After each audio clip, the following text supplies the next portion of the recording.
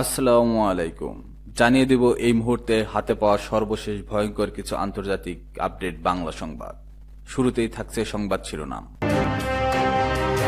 শুরুতেই জানিয়ে দেব পুতিনের সঙ্গে বৈঠকে 10-এ 10 দিলেন ট্রাম্প। সর্বশেষ থাকছে বৈঠক শেষে যৌথ সংবাদ সম্মেলনে যে বার্তা দিলেন ট্রাম্প ও পুতিন। এতক্ষণ শুনছিলেন সংবাদ শিরোনাম, এবার বিস্তারিত।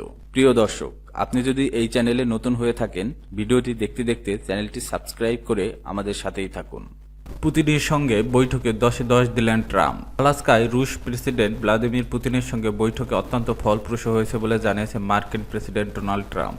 বৈঠক শেষে আলাস্কা ছাড়ার আগে মার্কিন সংবাদ মাধ্যম ফক্স নিউজকে দেওয়া এক সাক্ষাৎকারে এ মন্তব্য করেন তিনি। খবর এনডিটিভির। পুতিনের সঙ্গে আজ খুব ভালো একটি সাক্ষাৎকার হয়েছে উল্লেখ করে ট্রাম্প বলেন, প্রেসিডেন্ট পুতিনের সঙ্গে আমার সবসময় চমৎকার সম্পর্ক ছিল।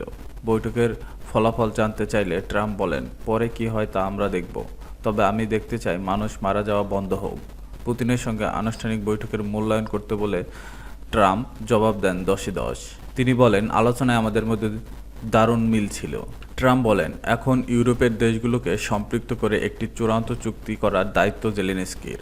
আগামীতে রাশিয়া ও ইউক্রেন সরাসরি আলোচনায় বসবে। সেই আলোচনায় পুতিন ও জেলেনস্কি দুজনেই থাকবেন।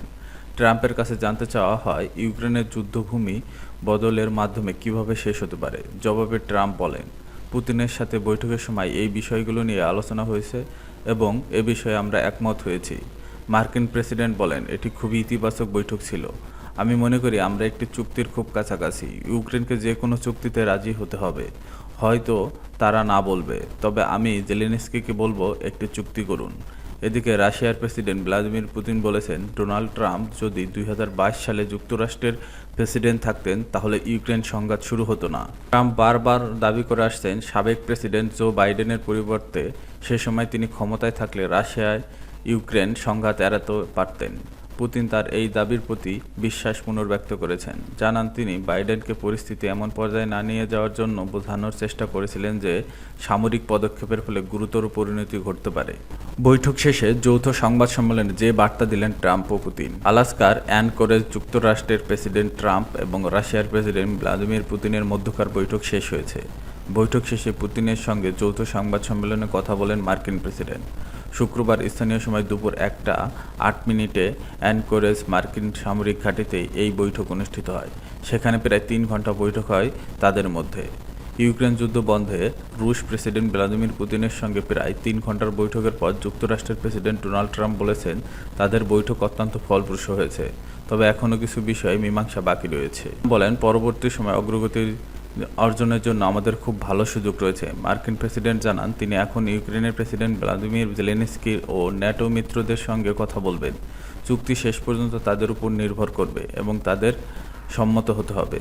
চুক্তি না হওয়া পর্যন্ত কোনো চুক্তি নেই উল্লেখ করে ট্রাম্প বলেন, ব্যাপক অগ্রগতি হয়েছে, কিন্তু আমরা শেষ পর্যায়ে পৌঁছাইনি। যৌথ সংবাদ সম্মেলনে রাশিয়ার প্রেসিডেন্ট পুতিন বলেন, ইউক্রেন যুদ্ধ বন্ধের বিষয়েও তিনি আন্তরিকভাবে আগ্রহী। এই যুদ্ধকে ট্র্যাজেডি হিসেবে উল্লেখ করে তিনি বলেন, যুদ্ধ বন্ধের জন্য এই যুদ্ধের মূল কারণগুলো নিরসন করতে হবে। বৈঠকে আলোচনার কেন্দ্র ইউক্রেন সংঘাত ছিল জানিয়ে রুশ প্রেসিডেন্ট বলেন, একটি স্থায়ী দীর্ঘমেয়াদী সমাধানের জন্য আমাদের এই সংঘাতের মূল কারণগুলো নির্মূল করতে হবে। তবে মূল কারণগুলো বলতে কী বুঝেছে তা বিস্তারিত তিনি উল্লেখ করেননি। ভ্লাদিমির পুতিন বলেন, ইউক্রেনীয় ও ইউরোপীয়রা শান্তি প্রক্রিয়ায় বাধা নেওয়ার পথ বেছে নেবেন বলে আশা করছেন তিনি। রুশ প্রেসিডেন্ট বলেন, শুভ কামনার স্বর প্রকাশের জন্য আমি ট্রাম্পকে ধন্যবাদ জানাই। একই সঙ্গে তিনি বলেন, উভয় পক্ষকেই ফলাফলের দিক নজর দিতে হবে। পুতিন আরও বলেন, ট্রাম্প স্পষ্টত তার দেশের সমৃদ্ধির বিষয়ে মনোযোগী, তবে তিনি এটাও বোঝাচ্ছেন রাশিয়াও নিজের স্বার্থ রয়েছে। এ বৈঠকে ট্রাম্পের সঙ্গে ছিলেন যুক্তরাষ্ট্রের পররাষ্ট্রমন্ত্রী মার্কো রুবিও এবং তার বিশেষ দূত স্টিভ উইটকফ। আর পুতিনের সঙ্গে ছিলেন রাশিয়ার পররাষ্ট্রমন্ত্রী সের্গেই ল্যাভরভ এবং পুতিনের সহকারী ও মুখপাত্র ইউরি উসাকভ।